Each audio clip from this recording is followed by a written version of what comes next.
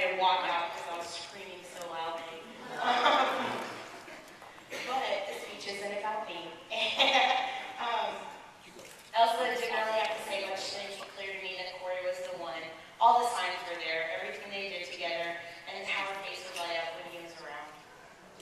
And Corey, I don't really know how you're going to persuade Elsa to stop talking on the phone all the time. However, the foundation of a wonderful marriage just starts with y'all. Y'all are great friends, and I'm so excited for y'all to be married. Elsa, I want to say thank you that not only being the maid of honor has a title, but it's such an honor to be your friend, and I really appreciate our friendship and everything you've done for me. Okay, with all that said, take each day to cherish your time together, love each other, and stand together. Take the time to talk to one another, and put your love and your family first. Your job and your hobbies can come second. I hope that y'all have many, many, many happy years together. And with that, ladies and gentlemen, I would like to offer a toast to the happy couple, Elsa and Corey.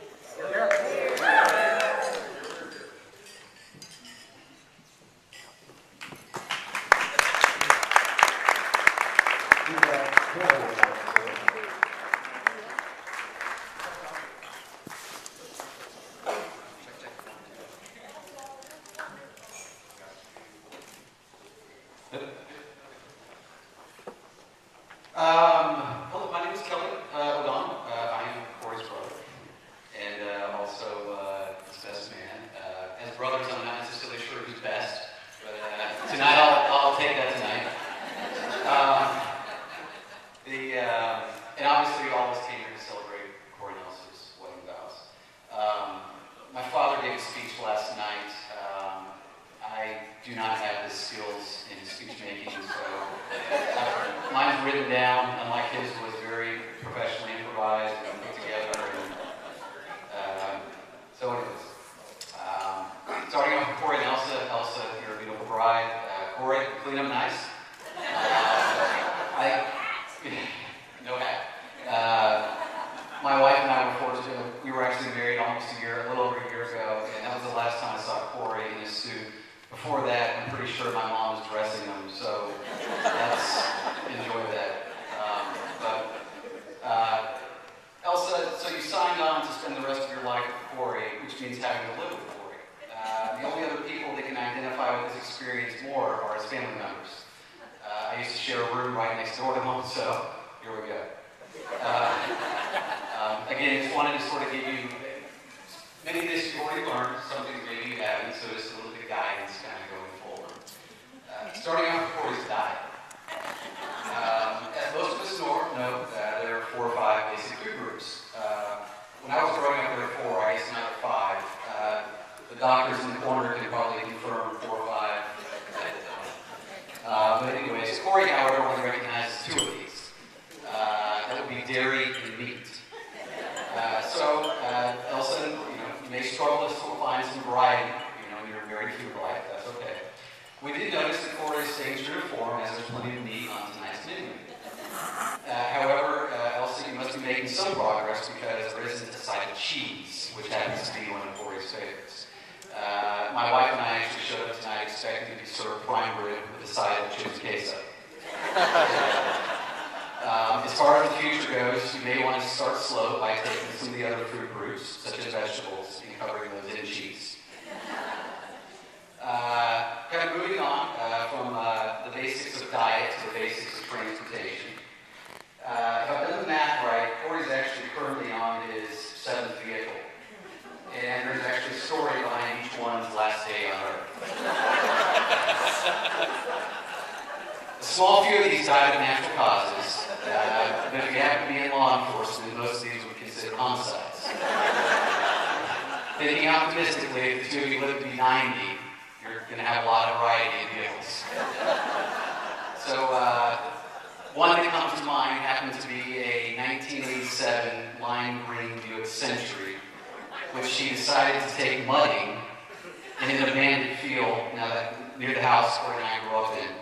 at which point the car and the engine decided to part ways. That's actually not a joke, that's really true.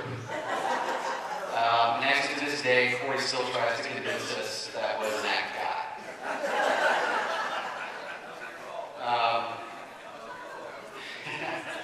Moving on from Corey's vehicles to, I guess, sort of the basics of your house or your home. Let's start with something simple. Something as simple as bed sheets. I haven't necessarily checked the registry that closely, but I'm hoping to get registered for a high-quality set of sheets. Now, I'm not saying it's going to happen again, but Corey has been known to use sheets as a method of exit from his childhood second-story window. That being said, I would start off with 200 bread count, maybe lower. Kind of see how it goes. But also, as you can see, and as you already know, Corey's a quirky guy. But he's definitely found the perfect person to appreciate his quirks and perhaps improve them. So, to Corey and Elsa,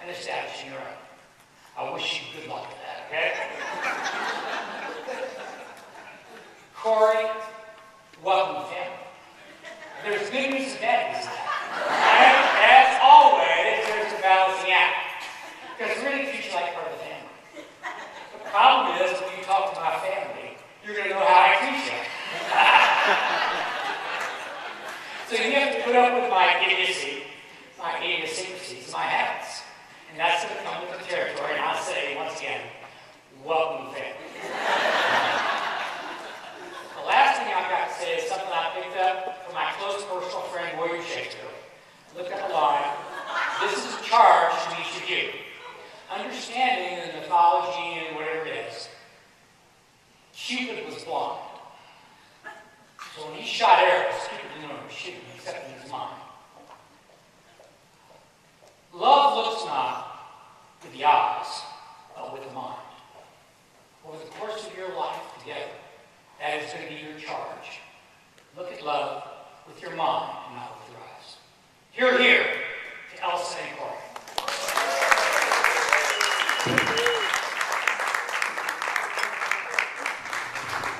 All right, there you go. A big round of applause for all